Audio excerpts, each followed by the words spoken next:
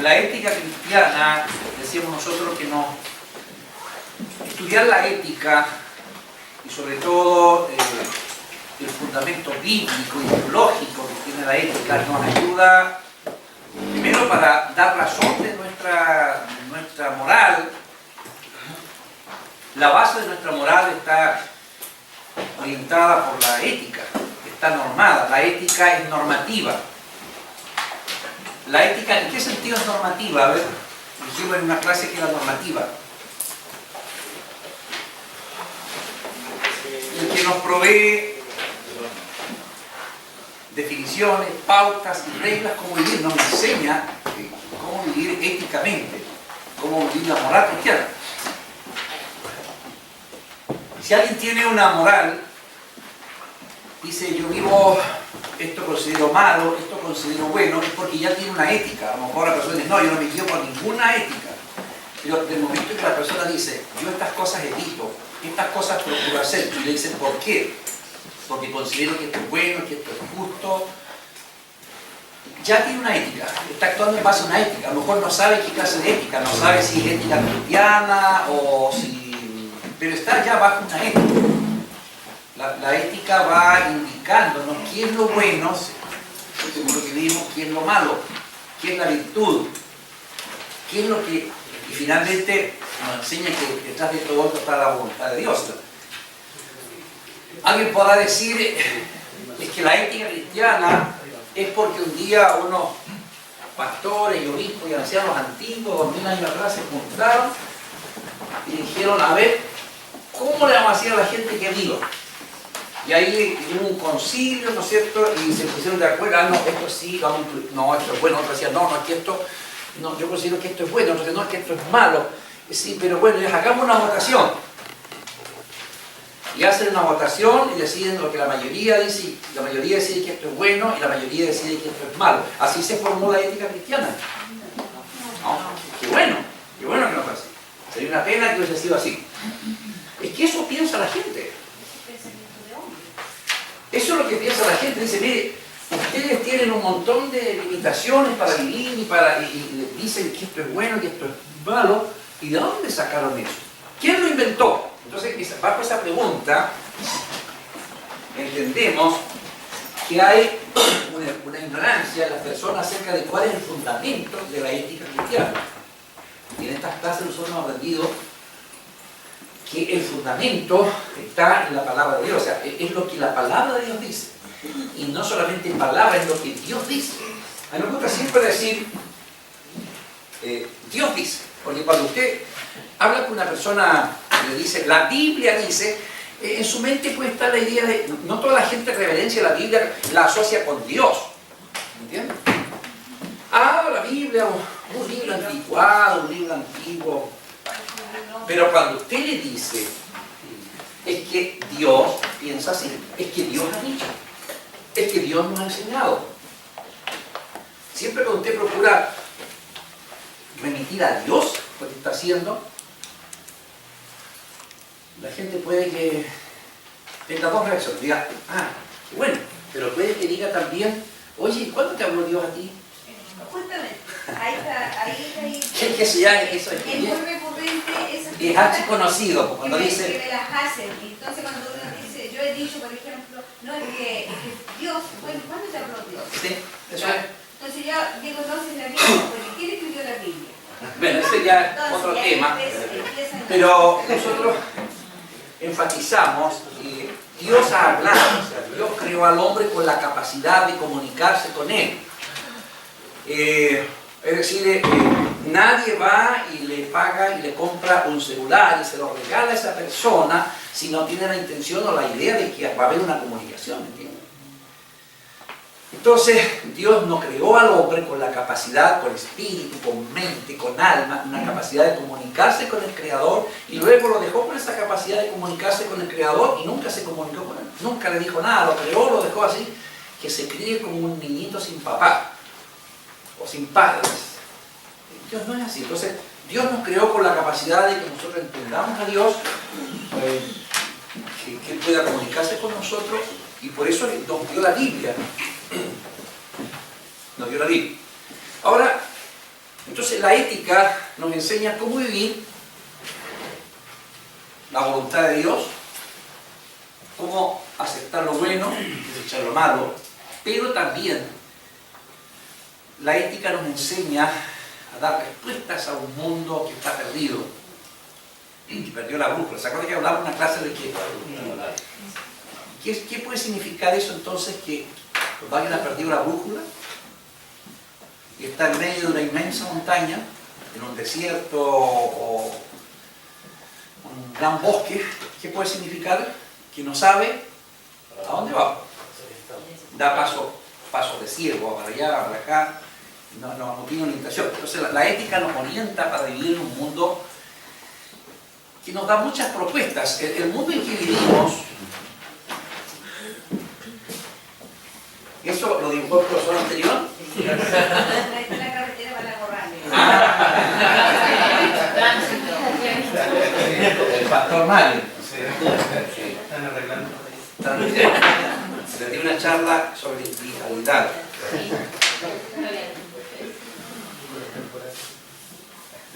Entonces, el Dios nuestro, el Dios de la Biblia, Él ha dado una revelación de sí mismo. ¿Cuál es la revelación de Dios? Ya, revelar en el sentido que Él nos ha mostrado su voluntad. Nos dice, esta es mi voluntad, a través de la Biblia. Y esa revelación tiene una propuesta de vida. Dice, vivan así, hagan esto, desechen esto, hagan lo bueno, desechen lo malo, y conocemos lo que la Biblia nos dice. Entonces,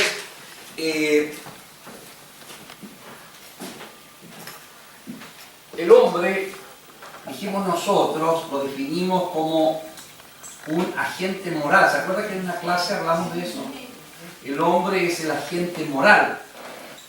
Porque él actúa, él toma decisiones, él vive o el pecado o la virtud. Vive para Dios o para la carne. Entonces, él es el gran agente moral y, por lo tanto, él toma decisiones morales, decisiones éticas. Decisiones éticas. Y alguien, en el mundo en que vivimos se dice, bueno, pero déjalo que él tome sus decisiones. ¿Para qué le estás diciendo aquí qué tiene que decir? Es el pensamiento moderno, ¿cierto? Déjalo vivir. La mamá está aconsejando, tiene 2 hijas, o varios hijos, y está aconsejando a un hijo. Y está diciendo, hijo, mira, es que eso no está bien. Hija, no está bien que tú andes por un hombre casado. Por decirte un ejemplo, por decir cualquier cosa que me haga. La otra hija, que está en el mundo moderno, dice, pero mamá, déjala, ella es adulta, ella es mayor, déjala que tome sus decisiones. ¿Para qué le dice lo que tiene que hacer si ella es adulta, es mayor de edad? Dígame que eso no se repite frecuentemente en el mundo que vivimos. La mamá, ahora, el problema está en que la mamá es cristiana, la mamá quiere decirle, darle testimonio, indicarle, porque ve que su hija está turbada, que se enamoró de ese hombre casado, que está construyendo un matrimonio. Ella quiere decirle que no, eso primero no agrada a Dios, no le va a hacer bien a ella, no le hace bien a esa familia. Le está tratando de mostrar las cosas, le está dando testimonio porque la mamá conoce la revelación. La mamá sabe que ese camino es destructivo, pero su hija no se da cuenta. Entonces, ahí es cuando nosotros también decimos, Dios nos manda que igual demos un testimonio en la sociedad en que vivimos y digamos cuál fue el camino. No empujemos ni sermonemos a la gente, ni la reprochemos, simplemente digamos, mira, este es el camino, así dice Dios. Pero que nunca se nos diga en el tribunal de Cristo, al pecador, el pecador se perdió, pero nunca a mis hijos le dijeron cuál era el camino. Nunca nadie le dijo cuál era la verdad, nunca nadie le dijo que era bueno, que era lo malo. ¿Se acuerdan la historia de Jonás? ¿Se acuerdan? En la parte final, cuando Jonás va, predica, se va a una altura, parece a unos cerros, a mirar qué iba a pasar con la ciudad. En el fondo Jonás tenía el deseo, ojalá que no se arrepientan, que el juicio Dios venga. Él quería no ver esa imagen de gente arrepintiéndose, quería ver fuego del cielo sobre mí. Y cuando ve que Dios lo ha perdonado, que se arrepintieron y que Dios se perdona, Jonás se molesta mucho. Y ahí viene el episodio de la calabacera, ¿se acuerdan? Sí. Crece la calabacera, él se siente bien, está feliz con la calabacera, y Dios le destruye esa comunidad con un gusano. Y finalmente viene el sol, ya no tiene sombra, están fastidiados, están molestos, porque le dice, tú te fastidiaste porque yo le corté la vida a la calabacera. Y sin embargo tú no sientes ninguna molestia de que yo le corte la vida a 120.000 almas que no saben discernir entre su mano derecha y entre su izquierda. O sea, el tema está en que a Dios le importa eso de que la gente no sabe discernir y que alguien tiene que decirles. Jonás era el mensajero, él tenía que decirles, yo veo que tú no te das cuenta entre el bien y el mal, yo quiero decirte por lo menos que eso no es correcto. No porque yo lo piense, es que Dios lo dice, es que la Biblia dice esto. Yo te quiero decir lo que la palabra de Dios dice. Puede que la persona se fastidie, puede que sea un familiar tuyo. Tú le estás hablando a tu familia. Tú estás con el dilema ahí. Supongamos que sea un familiar tuyo. Escucha, mi hermana, mi hermano, mi primo, hasta puede ser un hijo, mi papá, no sé. Yo veo que está mal. Yo que conozco la palabra de Dios, veo que él está mal. Pero, ¿quién soy yo para meterme en la vida de él? Es su vida. Bueno, y puede que tú tranquilices tu conciencia y digas, ya, es su vida. Que él haga, él dará cuenta a Dios. Y a veces los cristianos decimos, eso es lo que me corresponde hacer. Decir, cada uno va a dar cuenta a Dios, así que yo no le voy a decir nada. ¿Para qué lo voy a sermonear? No, Dios no espera que lo sermonees, pero que le des testimonio de la luz. Y le diga, ¿sabes qué? Yo no puedo estar tranquilo en mi conciencia, pero con mucho respeto te digo, hermano, primo, papá, tío, abuelito, qué sé yo, estás mal. Yo no soy nadie. Yo solo quiero decirte como cristiano y tengo que decirte lo que la palabra de Dios dice. Yo no soy mejor que tú. No es que yo sea moralista y puritana y puritano.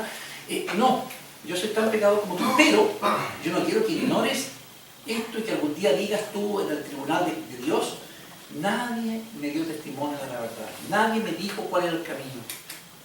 Y eso es lo peor que podría pasar a un cristiano, que gente pasó y tuvo contacto con él, con ese cristiano, gente se perdió, porque ningún cristiano le dio testimonio de la luz, le dio testimonio de la verdad. Entonces, cuando nosotros estudiamos la ética cristiana, que tiene que ver con la conducta humana, que tiene que ver con los valores, con lo que tenemos que aprobar y rechazar, y nosotros tenemos que entender que no solamente somos personas que reciben la información, sino que estamos llamados a dar testimonio de la luz. El Nuevo Testamento nos insiste en que nosotros debemos dar testimonio de la luz. Opiniones, quiero escuchar comentarios de ustedes. Ya voy bastante.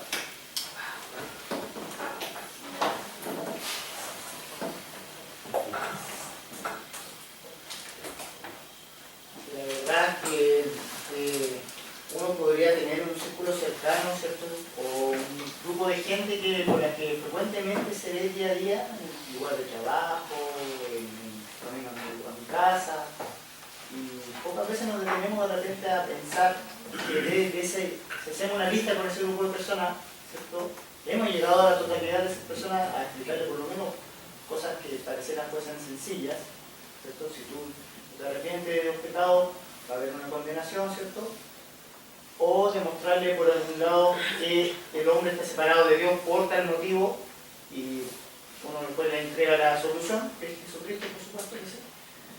Y uno se hace un medaculpa, porque uno convive con personas, ¿cierto? Y las ve que están extraviadas y se compadece por ellos de repente, pero no les quiere explicar de repente la parte cruda de que a sus ojos podría parecer, ¿cierto? Todo este tema de la condenación y todo, que la gente de repente le hace bastante quite a eso, dice, no, ustedes condenan nomás y todo, pero no somos nosotros solamente los que estamos por llevarle una consecuencia de eso. Y a veces nos vamos en la conversación, pero no entramos en el detalle que es más relevante. Ahora, no estoy diciendo que tenemos que llegar de socavón al tiro a la primera conversación, que se nos puede dar la oportunidad, pues el Señor pues, nos puede dar las circunstancias para poder hablar, pero y entrar con todo camino y carro, no es la idea. Me ha tocado a mí últimamente en dos personas que el Señor me ha dicho, tranquilo, no abres tiro, no le entres con todo, ¿no? Tranquilo. Te va a seguir dando oportunidades con esa persona. Es el tema de la oportunidad, hay que aprovechar la oportunidad. Por supuesto, pero porque a veces no se da la coyuntura, pero cuando se da la coyuntura y podemos nosotros entrar y hablar del tema, debemos aprovechar la veces. A veces Dios como que nos da coyuntura y no nos da valor. O sea, que no nos dio el valor. No es que Dios no nos da valor, que no nos dio el valor. Y ahí aprovechamos la oportunidad, y a veces la desaprovechamos también de poder hablar de este tema, decir, oye, el tema, tomamos un café, no me siento bien en mi conciencia, tengo que sentir algo. Esa es la parte difícil, porque uno nos falta personalidad, otro que tenemos mucho miedo al rechazo, tenemos miedo a perder la amistad, tenemos miedo a que la persona se enoje. Sí, la persona se va a enojar, pero si ve que se lo dijiste de buena manera, no con sermoneando, reprochando, y mandándolo al infierno, así como tan canuto la forma de hacerlo, la gente va a ver su tema y decir, yo te agradezco. Si la persona es criteriosa, va a decir, oye, te agradezco la preocupación que tú tienes por mí, te lo voy a agradecer. Que bueno, y yo te lo voy a decir, no te lo voy a seguir sermoneando, yo te lo voy a decir ahora, porque yo quedé tranquilo en mi deber cristiano y yo no te voy a volver a sermonear sobre el tema. Ya te dije cuál es la luz, cuál es el camino, y ahora, bueno, tú tomarás tu propia decisión, pero que sea una decisión informada. Que tú digas, yo ignoré muchas cosas cuando tomé esa decisión. Cuando decidí abandonar mi casa, dejar mi marido, irme con otra persona, yo estaba viviendo emocionalmente, estaba en un caos, estaba en una tremenda confusión, nadie se acercó a un consejo, nadie quiso meterse en mi vida. Yo he escuchado personas que se han quejado y después vino uno a contar y decir, lamentablemente cuando yo estaba tomando esas decisiones tan locas, que me arrepiento ahora de haber tomado decisiones tan absurdas, nadie, nunca, ni mi familia, nadie se quiso meter, nadie me dio un consejo. Increíble, hay personas que dicen eso, que dicen en tono de reproche. Entonces, que nadie diga eso, porque ya por lo menos yo le di testimonio de la verdad y luego lo dejé que tome su decisión, pero que sea una decisión informada, que no ignore. ¿Sí? Sí, ahora, un ejemplo, en mi trabajo la semana pasada, un colega que era cristiano, y él tenía todos los soldados firmados y dijo, todos los homosexuales y las lesbianas deberían quemarlos vivos. Claro. Y ahora está metiendo un medio tete, porque a una de las soldadas que era lesbiana, la dieron de baja por un problema médico. Llegó a Santiago y su mamá colocó un reclamo. Contra eso lo hicieron. Contra mi colega. Y ahora mi colega está declarando y anda metiendo un medio tete. ¿Cómo? ¿Qué? Claro, como decía mi hermano, se fue con camión y carro. Claro, la falta de sabiduría para decir las cosas. Busquen el Salmo 139, por favor. Usted busca un vaso de agua, usted busca el Salmo y yo busco el agua.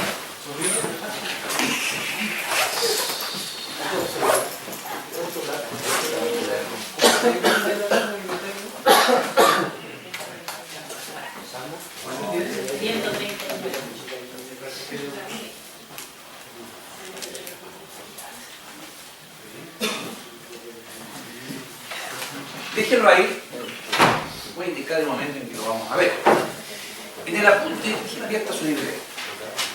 En el apunte que tienen ustedes, en la página 221, 222, se trata del tema de en casi todos los países y todas las legislaciones, los tribunales, en su gran mayoría, están tomando decisiones en pro del aborto. Incluso a veces se suponía que la constitución y las leyes de un país no permitían eso, como que todo estaba garantizado, no sé, por 30, 40, 50, 60 años atrás. Decían, no, legalmente no se puede hacer. Pero hoy día los juristas, los abogados, han buscado resquicios, y ellos han demostrado que sí, usando ese resquicio, ¿no es cierto?, tomando esa frase, esa cosita, que a veces está fuera de contexto. Sí, la Constitución no prohíbe que la mujer tome una decisión respecto a su cuerpo. Uno de los argumentos más socorridos en cuanto a justificar el aborto es: la mujer tiene derecho sobre su cuerpo. Pero eso, nosotros sabemos cristianamente, bíblicamente, que eso es así, ¿no? ¿De quién es nuestro, los cristianos por lo menos, de quién es nuestro cuerpo? Pertenece al Señor. Dice que ignoráis, dice Pablo a los Corintios, que no sois vuestros, que ustedes no se pertenecen a sí mismos, porque Dios nos creó, el cuerpo es templo del Espíritu, pertenece al... Entonces yo no puedo hacer, por ejemplo, decidir quitarme la vida, porque yo no me pertenezco, ni el cuerpo ni mi alma. Entonces, luego se deduce, si se establece esta premisa, esta primera premisa: la mujer tiene derecho sobre su cuerpo. Algunos dirían, ya, está bien, concedamos. Establezcámoslo como una premisa. Luego viene la segunda reflexión. El niño es una prolongación de la mujer. Es como un apéndice que tiene en su cuerpo. El feto depende de ella, está vinculado por el cordón umbilical, depende de todo de ella, o sea, es una extensión de su cuerpo. Ese es el razonamiento. Es como un apéndice. Entonces, si yo tengo derecho a mi cuerpo, yo puedo decidir que el médico me haga una cirugía y me corte ese apéndice, porque me está molestando. ¿Se dan cuenta cómo un razonamiento se encadena con otro? Pero cuando nosotros establecemos el tema de qué es una vida individual, personal, y ninguna vida es igual a otra, ninguna alma es igual a otra. Entonces, cuando los cristianos insistimos que esa criatura que está en el vientre no es una extensión de la mujer, si bien está desarrollándose ahí, pero es un ser, es una persona, es una vida, es un alma. Entonces cambia la cosa. Y ahí es cuando la mayor lucha que están dando los pro-abortistas, los juristas y todo esto, es demostrar en qué momento se puede considerar persona al feto. O sea, hemos llegado hasta ese punto. Entonces, viendo esto, es que vamos a elaborar algunas conclusiones en nuestro tema. Dice aquí en la página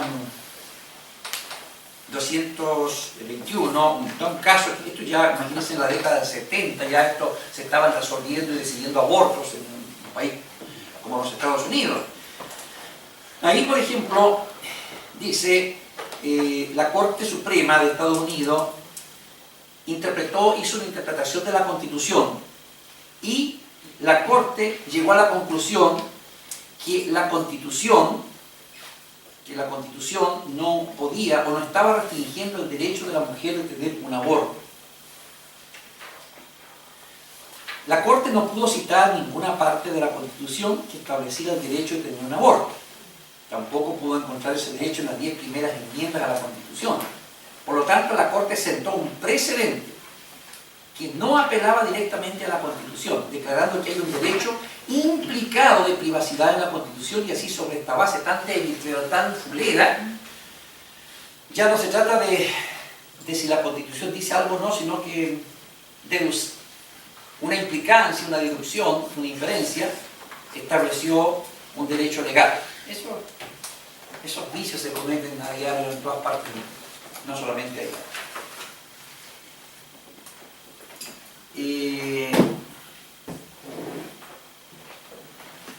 Dice en su decisión, esta Corte, estoy leyendo la página 222, el segundo párrafo, la Corte estipuló que el aborto podía ocurrir hasta el punto de la viabilidad. Hasta cuando el feto es viable, cuando el bebé podía vivir fuera del vientre, ahí es la viabilidad. Pero no definió cuándo sucedía eso. La Corte también estipuló que la salud de la madre debe ser un factor en la definición de si es viable el feto o no es viable. Cuando se dice que no es viable, es porque se tiene que practicar un aborto. No es bien. La famosa viabilidad, que la conocemos bastante en el día de hoy.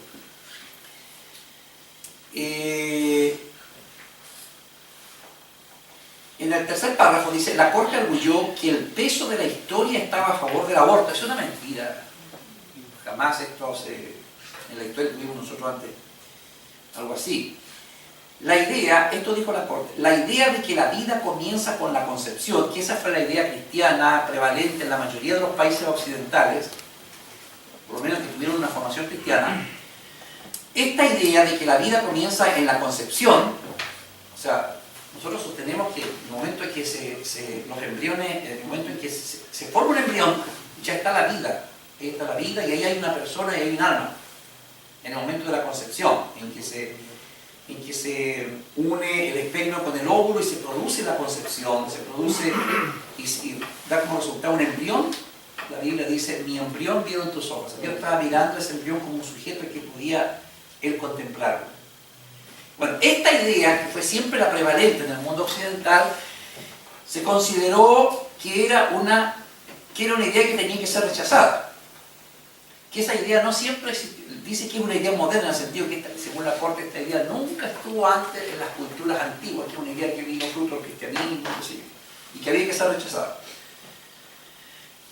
La corte argumentó que no hay consenso en la comunidad médica o entre los teólogos y filósofos acerca de cuándo comienza la vida. Entonces la corte tampoco quiso pronunciarse. Entonces, dice abajo, en otras palabras, los derechos de la madre son establecidos excluyendo totalmente los derechos del bebé. Esa es la injusticia, o sea, se consideran los derechos de algunos y no los derechos de los demás. En este caso, el derecho del bebé de vivir no es considerado. Aquí se estipulan algunos de los abortos que normalmente no solamente en Estados Unidos, este modelo ha sido trasplantado a muchas partes del mundo. A ver. Hermano, ayúdame a la lectura ahí. Vamos. Algunos de los abortos clásicos se están practicando en las sociedades abortistas, donde el aborto ha sido establecido por ley. A ver, ¿no lo encontró? Jacob, a ver, ayúdame. Donde dice ahí el último párrafo de la página 222. Hoy día la sociedad norteamericana hay varios tipos de abortos. Hoy en día la sociedad norteamericana tolera varios tipos de abortos. Hay uno. El aborto terapéutico, cuando la terminación del embarazo es necesaria para la salud de la madre. Ya, eso se entiende, ¿no? Siempre se está explicando. Es que eso en realidad siempre fue un criterio médico muy antiguo, de que la mamá viva o el feto se optaba por la salud de la mamá. Bueno, es algo que también los cristianos hemos aceptado. El esposo, aunque sea cristiano, él acepta que no quiere tratar a su esposa. En fin, siempre se opta por la salud de la madre. Eso ha sido un criterio que los cristianos también han aceptado y los padres y las familias cristianas lo han aceptado. Ya, por ahí no hay mayor conflicto, pero sigamos. El aborto psiquiátrico, por el bien de la salud mental de la madre. Este ha sido uno de los argumentos más débiles porque se dice que tener un hijo, digamos, esa mamá no está capacitada psicológicamente o psiquiátricamente, no, porque a veces la mamá no está demente, pero ahí no, tiene a veces ciertas limitaciones, y lo curioso es que se establece que la mamá tiene limitaciones psicológicas o psiquiátricas, pero también se establece lo siguiente, que tener un hijo le va a producir problemas psiquiátricos. Por ejemplo, ya se argumentaba lo siguiente, la mamá dice, y busco el psiquiatra, dice, yo con este embarazo estoy en estado de estrés, estoy con depresión. Y nos falta el psiquiatra que le extiende el informe para la corte, para que se practique el aborto. Y la mamá dice, no, y de este bebé yo voy a colapsar. Ya tengo un hijo, el cual estoy reventada, otro hijo más, yo trabajo, yo creo que me voy a desquiciar. Bueno, ese es el argumento. Bueno, por la salud mental de la mamá se autoriza el aborto. Sigue leyendo. El aborto eugenésico para prevenir el nacimiento de niños deformados o retardados. Ese es otro criterio. Hoy día he escuchado el testimonio de padres que tienen hijos con síndrome de Down, por ejemplo. Y ellos testifican que por nada del mundo, si pudieran volver, retrotraer el tiempo al momento en que el niño estaba en el vientre, no permitirían que ese fuera abortado, porque ese niño, esa niña con síndrome de Down ha sido una tremenda bendición para ellos. Niños que han nacido quizás malformados, sin un miembro, sin una pierna, y han sido rehabilitados por la Teletón. La Teletón ha mostrado, por ejemplo, cómo muchos de esos supuestos malformaciones se pueden suplir con prótesis, con terapias, y esos niños han llevado una vida casi normal. Y han sido una bendición para sus familias no quisieran por nada del mundo perder a ese niño y a esa niña, ¿entiendes? Entonces eso también es muy relativo ese tema y ese es un punto débil. Y otros médicos que han dicho que el bebé viene con deformaciones abortan, que resulta de que hay mamás que han decidido, aunque sea así, no abortar, y resulta que el niño o niña ha nacido normal, sano. Claro, ha pasado cuando Errores. el médico le recomendaba un aborto, la mamá decidió no abortar y después se vio que no era como el médico decía, hermana Nancy. El profesor también puede estar en estos abortos genésicos, aquella concepción que se da entre dos personas que tienen discapacidad intelectual. Sí, también se argumenta eso, se da como base eso de que pueden nacer con deficiencia mental.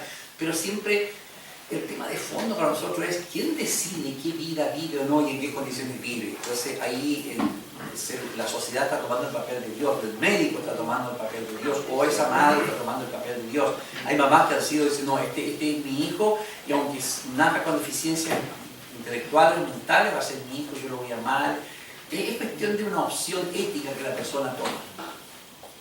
Inclusive cuando hay mujeres que han sido violadas, han decidido tener su hijo. Sí, hay mujeres que han decidido y escuchaba tiempo atrás en un documental, un documental en pro de la vida, en contra del aborto, y ahí testificaba uno decía, yo fui fruto de una violación. O sea, primero hablaba todo lo que era su vida y hablaba la mamá también de él, y uno se encuentra hasta el final, porque al final ella dice que fue fruto de una violación. Primero habla de todo lo que ha significado para ella ese hijo, y todo lo que él ha hecho y todo lo que ha sido su vida, y al final dice, yo no debía haber vivido, según las leyes modernas, yo debía haber sido abortado, porque fui fruto de una violación. Entonces ahí va en la disposición de la mamá, en que haya instituciones terrenales que ayuden a esas mamás, en que las acojan, en que las orienten, las preparen, pero se busca la solución fácil, ¿no? Profesor, Sí. se le hace mucho, bueno, estos grupos que están a favor del aborto, se hace mucho énfasis el tema de la psiquiatría, que la mujer, por ejemplo, tuvo una violación, y si nace ese hijo le va a recordar siempre, para siempre, por siempre, esa violación, y va a tener un trauma de por vida ya. Pero si la violación, el aborto fuese la solución, entonces, ¿por qué necesitan la atención psiquiátrica después del aborto?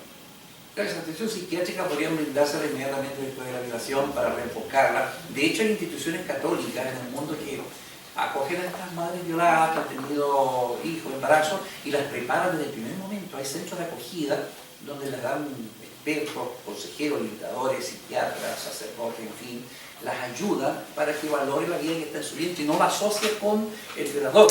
Y ahí las acoge, porque hace falta en esos lugares la sociedad también, y la niña que fue violada, que va a la deriva. Entonces hay una parte de la sociedad, un trabajo que la sociedad a veces no está haciendo. Pero lo que decían, también era que, irónico, no sé si irónicamente o contradictoriamente, mejor dicho, ¿por qué cuando ellas abortan pensando que es la solución, ¿cierto?, necesitan ayuda también psicológica? Porque muchas dicen, no, la solución es abortar porque fue violada, pero aún así necesitan una atención psicológica, y a veces muchos abortan por abortar nomás. Sí. Y es la contradicción más grande. Gracias, hermano. Sigue leyendo. El aborto social, por razones económicas, especialmente relacionadas con las necesidades financieras de las familias. Yo creo que esa es la más baja forma de aborto, es lo último ya. Y por razones económicas esa criatura no debe vivir. Pero se da. Esto por lo menos en algunos países se practica.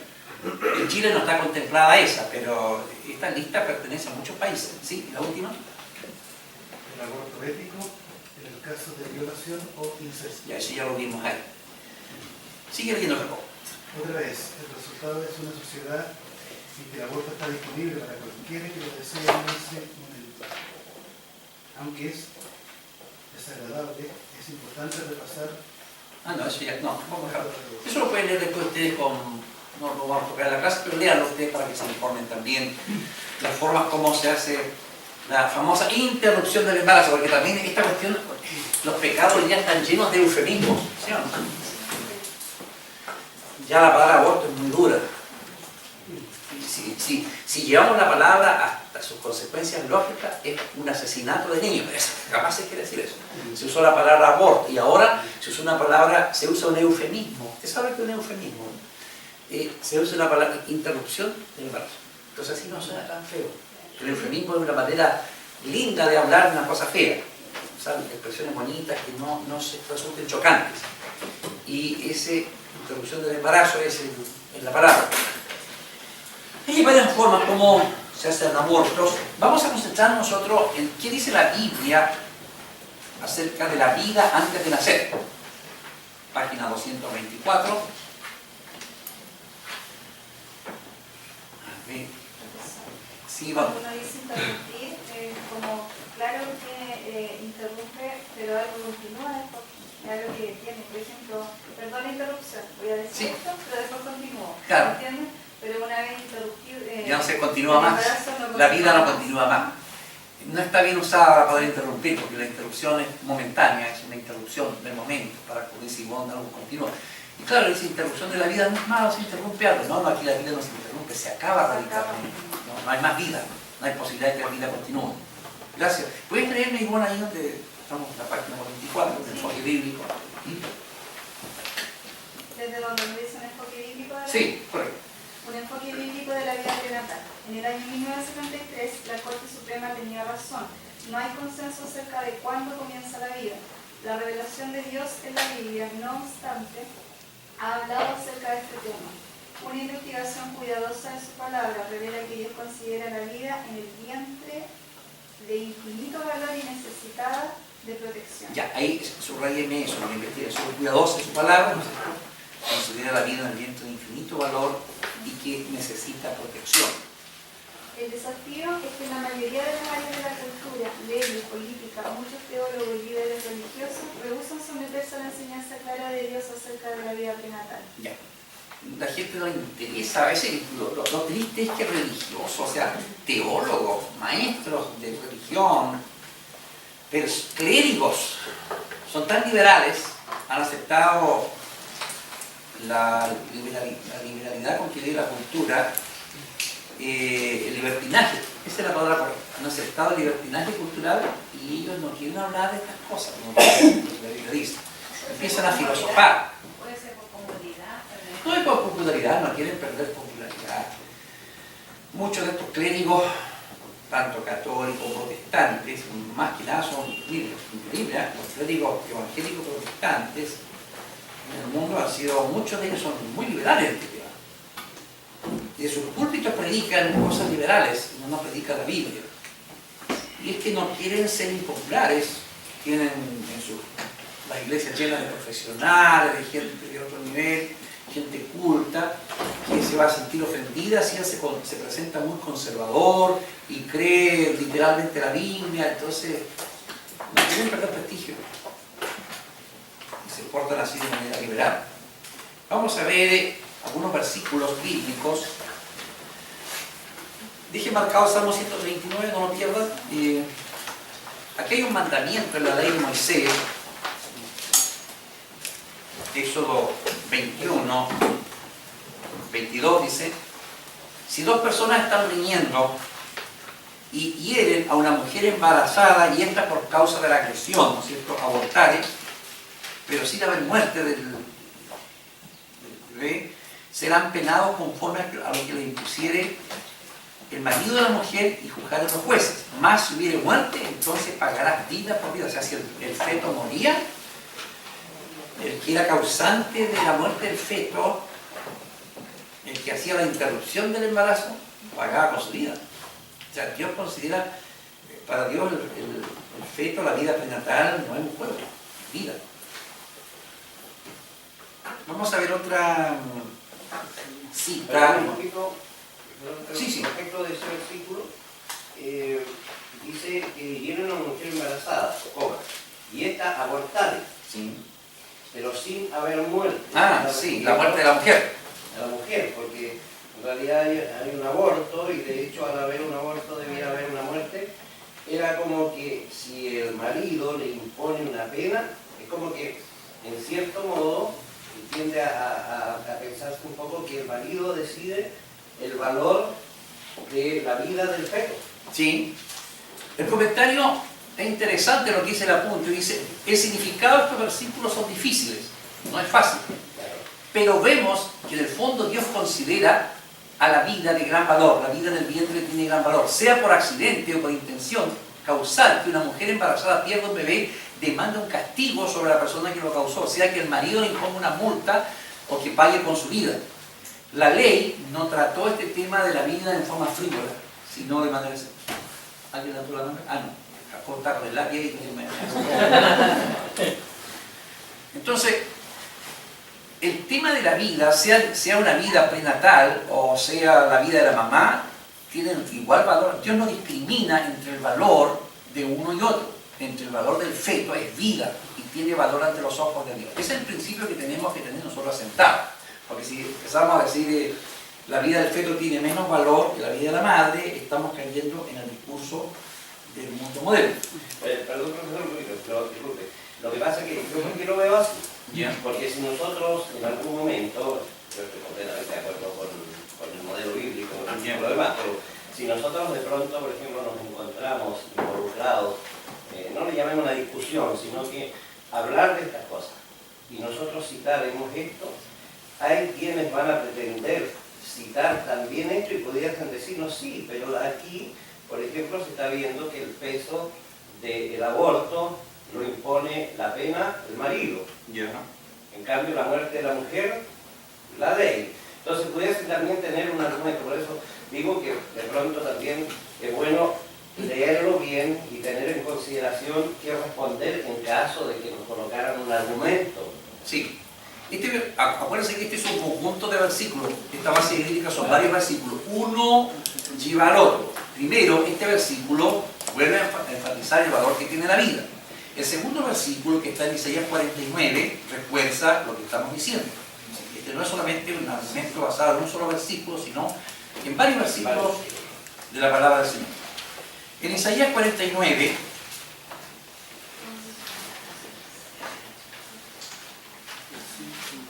dice: oíd de costas, escuchad pueblo lejano, Jehová me llamó desde el vientre, desde las entrañas de mi madre, tuvo mi nombre en memoria y puso mi boca como espada aguda, en fin, el llamado.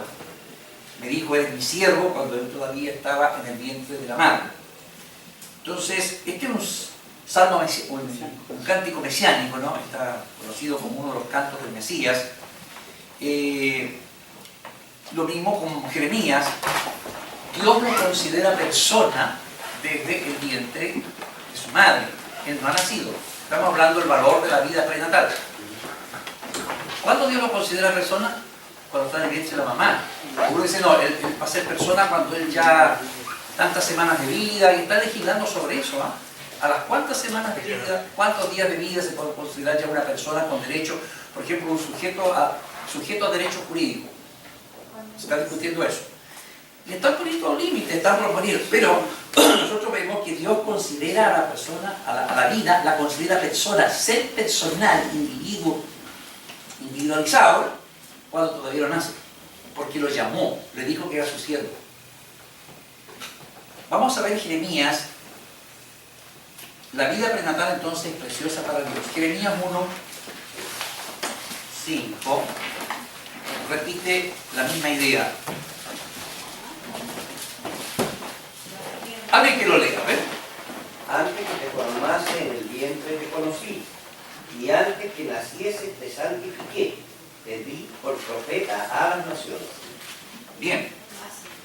Ahora, antes que tome forma, la palabra hebrea es, antes que tú tomes una forma definida, o sea, porque hoy día la cuestión es que si tiene 2 o 3 semanas de gestación ya puede ser abortado, y así las legislaciones en el mundo van dando plazo.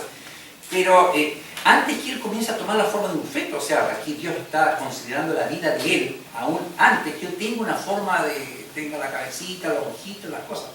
No sabemos en qué momento, pero antes de eso, Dios ya lo conoció. Usted ve, ¿en qué punto? Bueno, no dice en qué punto cronológico, pero Dios lo conoció antes que él comience a tener forma en el vientre de su madre. Te santifiqué y te escogí para que seas profeta a las naciones. Interesante.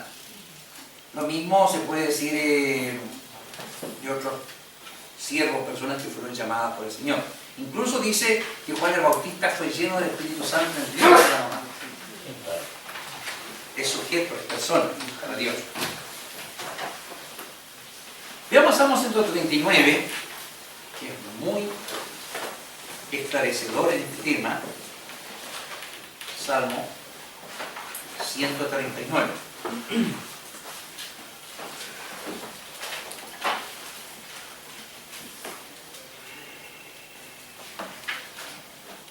En el versículo 15 dice: no fue encubierto de ti mi cuerpo, aunque en oculto fui formado, o sea, oculto ante los ojos de los hombres. Nadie está viendo cuando el feto va siendo formado. Fui entretejido en lo más profundo de la tierra, y tomando la tierra como una figura, de que es como si estuviese en lo profundo de la tierra, pero en realidad es lo profundo de las entrañas de su madre. Mi embrión vieron tus ojos. O sea, en su estado embrionario, Dios ya lo identificaba como una persona. Y en tu libro estaban escritas todas aquellas cosas que fueron formadas, que luego fueron formadas sin faltar ninguna de ellas. Entonces, sumamos todos estos versículos, vemos que la vida es valiosa y que la vida no es solamente cuando nace, sino aún en el vientre de la madre, aún en estado embrionario, la vida es valiosa. Y Dios mira a la persona, aún antes que tenga forma en el vientre de la mamá, aún podríamos decir incluso antes de la concepción, Dios ya identificó a la persona que va a nacer. ¿Cómo lo hace? No lo sé. Pero, ojo, este es el argumento cristiano, para los que creemos en la Biblia. Y alguien dirá, pero ¿quién voy a hacer estas cosas? Este argumento puede tomar el cristiano. ¿Para qué le voy a hablar de lo que dice la Biblia cuando mi vecina que quiere abortar ya no es cristiana y no cree en Dios, o no cree en la Biblia? Y eso yo lo llamo el argumento de la desidia. ¿Para qué? La voy a dejar aquí. Pero si ella es mi amiga, mi vecina y todo, no importa. No. Ella no le interesa lo que se ve. Pero, repito lo que dije al comienzo de la clase. Estamos llamados para dar el testimonio de la verdad. Jesús le dijo la verdad a gente que no le interesaba la verdad, como los fariseos, Pilato. Jesús dijo: yo testimonio valiente de la verdad, aunque no la ha recibido. Y Él nos dice que nosotros tenemos que imitar también lo que Él hizo, su testimonio valiente. El comentario que hace aquí quiero que lo subrayen. En el versículo 16 dice: mi embrión vieron tus ojos.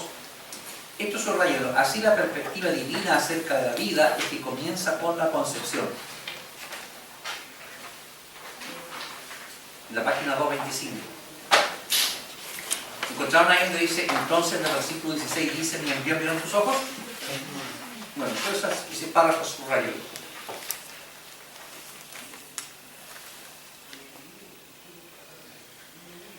La omnisciencia divina es tan maravillosa, dice que Dios sabía todo acerca de David cuando él todavía era un embrión.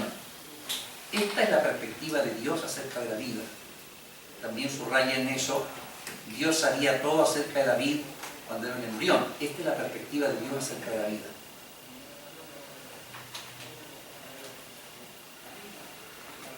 Hay unas preguntas que vamos a analizar aquí que son preguntas actuales sobre el aborto. Pregunta número 1. A ver, Edgar, léenos, por favor. ¿El feto es un ser humano? Esa es la pregunta número 1. Sigue. En la concepción, todos los aspectos humanos, determinados por el ADN, están presentes. Genéticamente es difícil negar que sea humano. Hay una cuestión ahí que tiene que ver con la genética, pero sí los genetistas nos han demostrado que ya en el embrión están todos los aspectos, cómo va a ser él, las características del color de ojos que va a tener, está todo ahí genéticamente presentado en el material genético que está ahí en el embrión. Está todo ahí, solamente que después se va a desarrollar. Entonces, claro, uno dirá, no, es que eso no es un argumento para decir que es persona. Pero todos los rasgos de la personalidad también tienen una determinación genética, es decir, si él va a ser colérico, si va a ser temperamental, si va a tener temperamento, carácter o no, esas cosas vienen todas en el genoma humano. Entonces, si eso está presente ahí es porque hay una persona potencialmente ahí también, ¿o no? Deberíamos concluir, pero bueno, esto dicen, no es conclusivo. Vamos a la 2, sigue el... ¿El feto es una persona? Esta es una pregunta que se plantea más y más frecuentemente hoy. El término biológico vida ha sido cambiado por el término legal persona. Ya, o sea, para hacer más fácil la decisión, dicen, claro, ya podemos, la pregunta 1 contestémosla ya, está bien, es un ser humano. Pero a lo que la legislación le interesa es si es un sujeto personal, si es sujeto jurídico. Porque ¿cuándo es un sujeto jurídico? Cuando alguien se determina que es persona. Supongamos que descubriera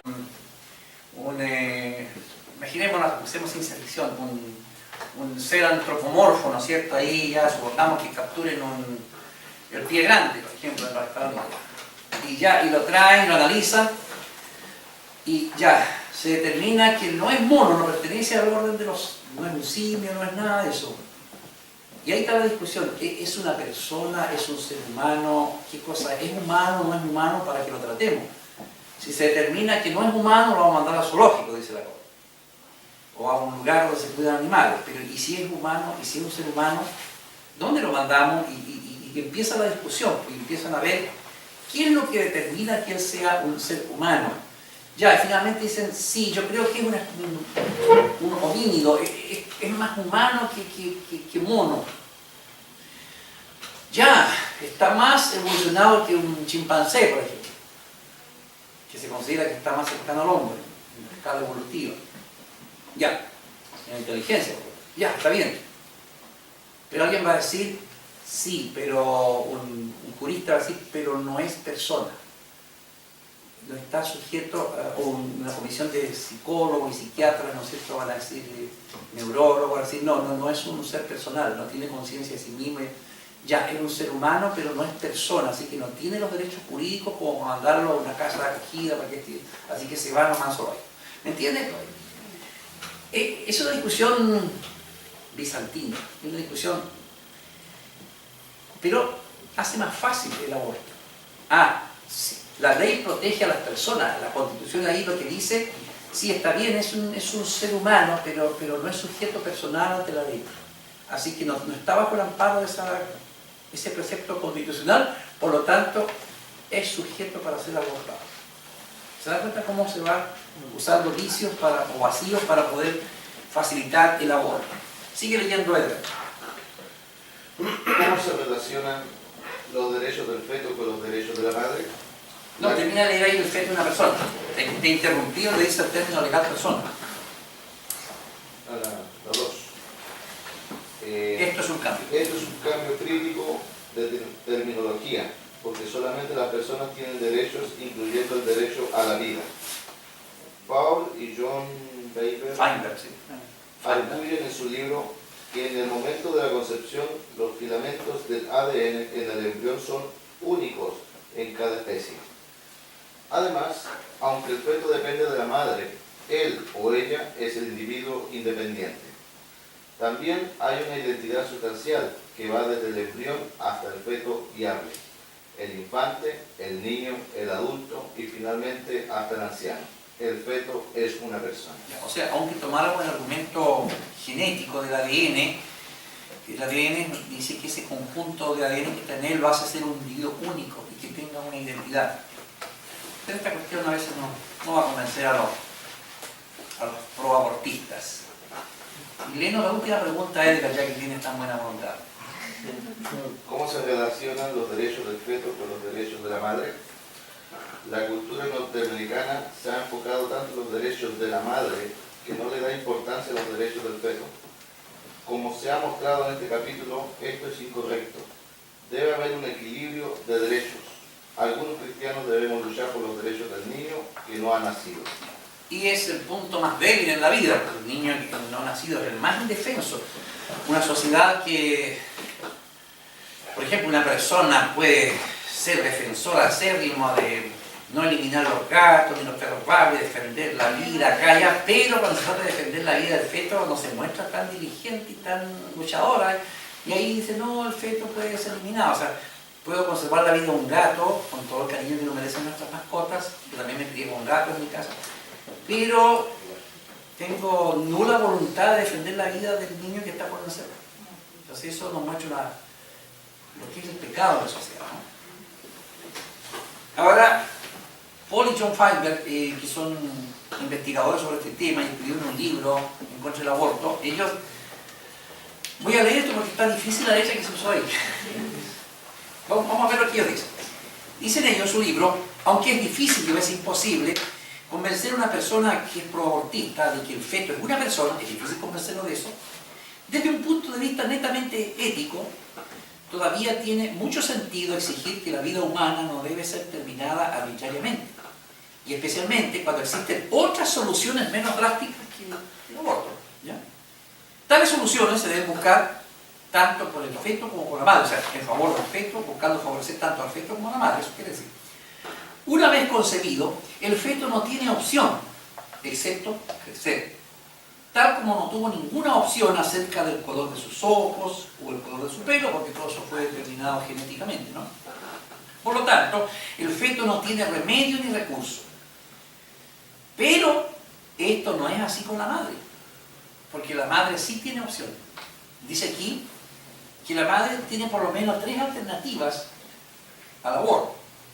Puede ejercer su fuerza de voluntad en el inicio, absteniéndose, que no está considerado anticuado hoy en día. Tiene otra opción, usar anticonceptivos para prevenir el nacimiento del niño. Finalmente puede dejar que nazca el bebé y también, por último, si le molesta mucho, entregarlo para ser adoptado. O sea, en cambio, el niño no tiene ninguna opción. La madre es la única. Por eso es que debiera no tomarse tan livianamente la decisión de abortar, porque la madre tuvo opciones y el niño no. Muy bien, entonces desde el punto de vista de Dios, la conclusión es que Dios considera la vida prenatal de un valor infinito. Eso es bueno a la subrayada. El aborto entonces es una práctica inaceptable desde el punto de vista de Dios, porque Dios considera la vida prenatal de infinito valor. Eso destaca el aborto.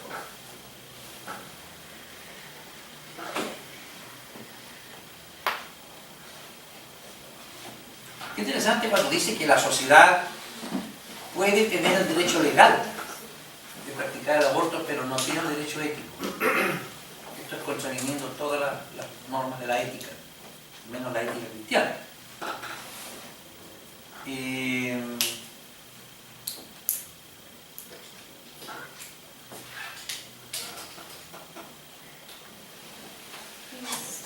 Es difícil el tema. Veamos las complejidades. ¿Qué es lo que dificulta la posición cristiana en favor de la vida? ¿Qué es lo que dificulta el punto de vista ético cristiano referente a estos temas? En el caso del aborto. Resumamos algunas cosas. Dígame.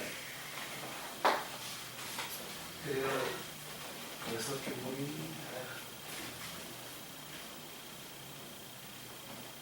bueno, haciendo la definición más de las cosas, creo que el mundo en sí va a seguir sus reglas y el cristiano las suyas, ¿cierto? Y bajo ese concepto ellos van a ser guiados por, obviamente, un interés, una influencia secular. Y el cristiano es lo que dice Dios. Quizás dentro de esas definiciones ellos van a tomar su decisión de sus leyes en base a sus razonamientos. El cristiano va a ser en cuanto a la palabra de Dios.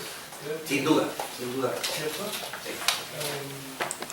Van a legislar, creo, más para ellos, prácticamente como siendo ciegos, y van a estar inclinados a sus intereses de ellos. Entonces, ¿cómo podemos definirlo en términos de dificultad para plantear, para poder prevalecer el punto de vista ético cristiano sobre estos temas? ¿Cómo podemos definirlo en términos de dificultades? Es decir, que me enumeran algunas de las dificultades para que nosotros sostengamos el punto de vista de la sociedad, el punto de vista ético cristiano. Podríamos decir que él dice que cada uno va a seguir su idea, la tendencia, digamos, de no considerar la idea de Dios, ¿cierto? ¿Podríamos decirlo así? Ya, vamos a ver eso.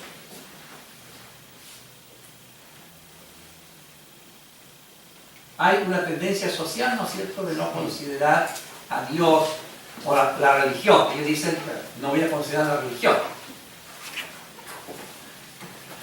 Yo creo que una de las cosas que también es un poco aprecio a la vida o desprecio a la vida que tiene la sociedad, que es incrédula frente a las cosas de Dios, que se le hace muy fácil poder decidir sobre algo que no han tenido experiencia todavía. Por ejemplo, yo me doy cuenta hoy día la mayoría de las mujeres que están llevando la batuta en cuanto al feminismo son mujeres muy jóvenes que no tienen experiencia de vida, que aún todavía no han sido madres para decir sí, yo aborto por esto, no tienen experiencia y sin embargo se quieren adentrar en abortar al tiro algo que aún no conocen qué es lo que es, no saben lo que es la sensación, no han tenido el hijo todavía.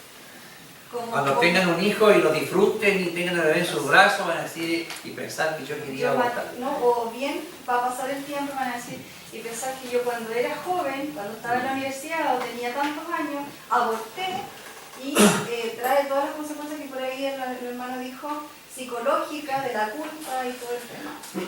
Así es. Y que algunas personas relativamente les pasa. Y que podemos agregar algo más. Muchas mujeres que han abortado después no han podido tener hijos. Hay un problema físico. Claro. Se quedan con eso también psicológicamente marcadas, porque después lo quieren y no pueden. Sí. ¿Qué otra dificultad tenemos, hermano? Ahí y después. Bueno, me presento, hermano Andrés, vengo a la primera clase. ¿Qué compañero alumno no? ¿Qué compañero no? Trabajo en un colegio, y en el colegio donde yo trabajo es de enseñanza básica y media. El punto número 1 dice no considera a Dios, y fíjense que no solamente a nivel de colegio, sino a nivel de país. ¿Me explico? Lamentablemente, bueno, gracias a Dios en el colegio que estoy es confesional religioso, evangélico. Pero no todos los alumnos tienen esa posibilidad de acceder semanalmente a esta bendición. En los colegios municipales, si acaso hay un niño, recién ahí ven la posibilidad de integrar un pastor o alguien que vaya a hacer una clase de religión. Sí. ¿Por qué hago este alcance? Porque lamentablemente, bueno, nuestro currículum nacional, de hecho a nivel de política de Mineduc, dice que en biología los profesores tienen que hacer clases 2 horas, en donde dicen ellos que está el tema de los genes y todo lo demás, historia y geografía en la enseñanza media, son 4 horas semanales, en donde hablan de la evolución y no creación, más 2 horas de química y 2 horas de física, y si cae el electivo de horas más, estamos hablando de 12 horas en contra de 2 horas de religión. O sea, los chicos semanalmente le hablan 12 horas de donde no existe Dios, con nota de 1 a 7, versus 2 horas de religión con conceptos. Entonces, quisiera, bajo ese contexto, ¿no es cierto?, decir también que es un tema de nomenclatura del ministerio. O sea, estamos escuchando contra gigantes, pero eso está establecido desde años. También pasa por ahí. Y esta generación ya hoy día se acopla también el tema del uso tecnológico.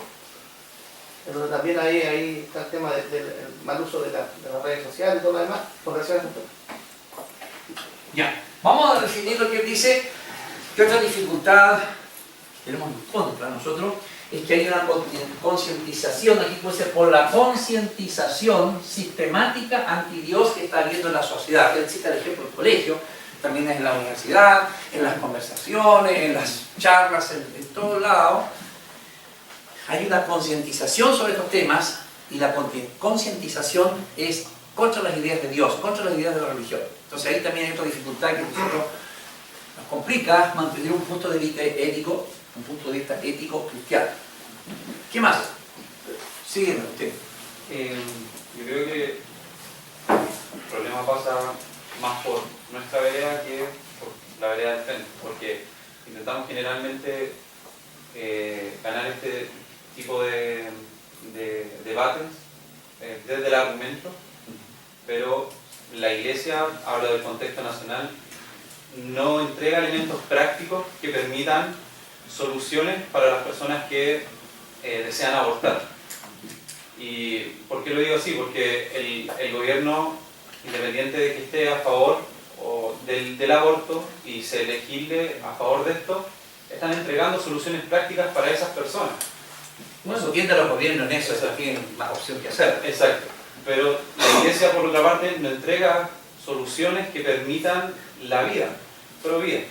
Entregamos más bien un argumento que está excelente, basado en la Biblia, pero generalmente no hay elementos prácticos de cuidado, de acompañamiento, de soluciones que permitan poder propagar este argumento a elementos prácticos y que se viva generalmente. Sin duda, yo mencionaba hace rato que ciertas instituciones católicas en el mundo, por ejemplo, tienen profesionales, tienen centros de acogida, por ejemplo, para la mamá que está ahí embarazada, que está con el dilema de que va a abortar y la ayuda, y hay profesionales. Bueno, yo creo que a estas alturas las iglesias cristianas tienen esos profesionales, podrían formar equipos, podrían tener, quizás ha faltado un poco más voluntad que recursos económicos, faltaba más voluntad, disposición, decir ya, bueno, te va a dejarlo que nos violaba, no me gusta. Bueno, el tema lo vamos a seguir. Hay otros temas éticos, aparte del aborto, pueden ir leyendo los temas de la eutanasia, si quieren. Lo vamos a tratar en la próxima clase, vamos tomando con clase algunos de los temas. Va a cerrar la hora. ¿Firmaron toda la asistencia? Todo.